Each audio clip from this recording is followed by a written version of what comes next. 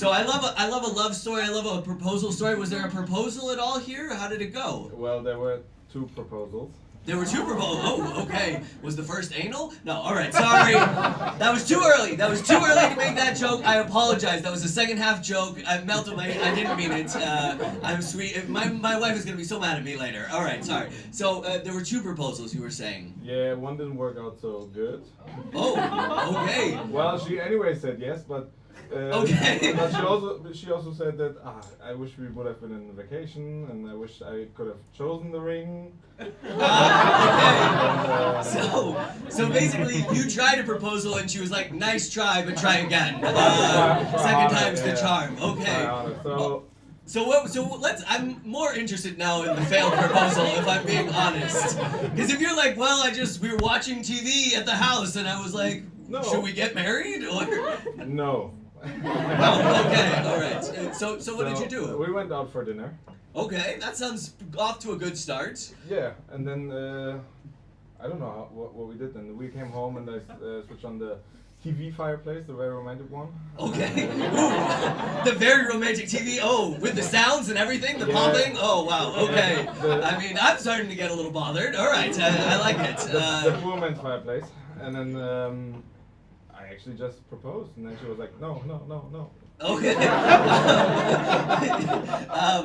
Which is what every man dreams to hear when they start their proposal.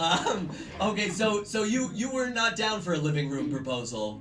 No. No. It was Christmas as well, so we were sitting in front of the Christmas tree. Did you hear that? They make.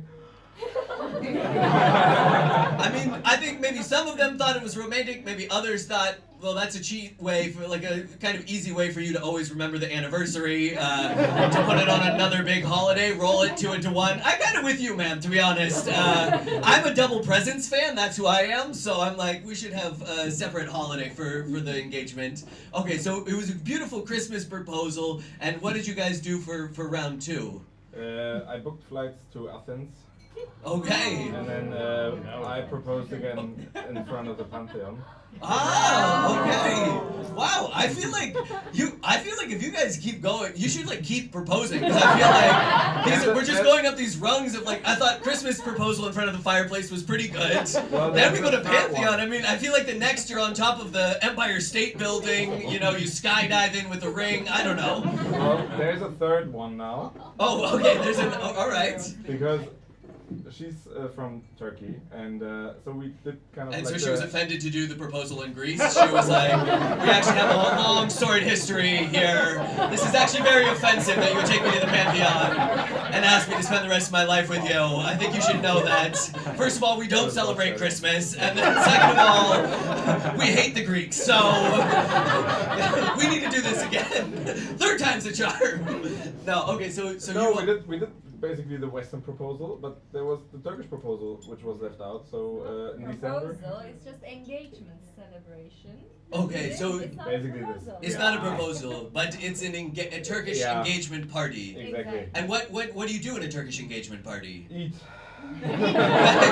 All right, I'm glad I asked the non-Turkish person for that answer. I was kind of hoping we'd get Meltem in here, but okay, yes. Anything else besides eat? What goes into a... Well, salty coffee. I cook for him. He has to drink and... Not flinch. And not okay, so you cook a salty coffee for him, and he has to. And what happens if he flinches? Are you not allowed to get married, or? It's not a good sign. It's not a good sign. Okay. Husband material then. Yeah. Okay. Well, I actually think 3 proposals is also not a good sign, but no, I'm just kidding.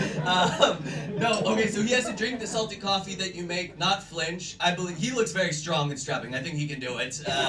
And is there anything else special that happens at a? No. Yeah, the donation for the cutting. He has to tip my sister. He has to tip your sister. Well, it sounds shady. Yeah, it does. I was like, at first she was like, you said the donation. I was like, it's a donation-based engagement party. Like you're like, we love 5 to 10 euros after the party. We accept cash or card. No coins. No. Okay. So what do you have to? What do you have to give her, sister? The rings are tied with a ribbon, and so they cut the ribbon, but they only cut it if you tip the right amount of money. Otherwise, they pretend the scissor is not cutting it.